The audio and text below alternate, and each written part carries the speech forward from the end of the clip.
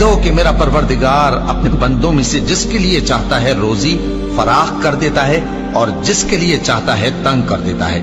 اور تم جو چیز خرچ کرو گے وہ اس کا تمہیں عوض دے گا، وہ سب سے اچھا رزق دینے والا ہے۔ اور جس دن وہ ان سب کو جمع کرے گا پھر فرشتوں سے فرمائے گا کیا یہ لوگ تم کو پوجا کرتے تھے؟ وہ کہیں گے تو پاک ہے، تو ہی ہمارا دوست ہے، نہ کہ یہ، بلکہ یہ جنات کو پوجا کرتے تھے اور اکثر انہی کو مانتے تھے۔ تو آج تم میں سے کوئی کسی کو نفع اور نقصان پہنچانے کا اختیار نہیں رکھتا،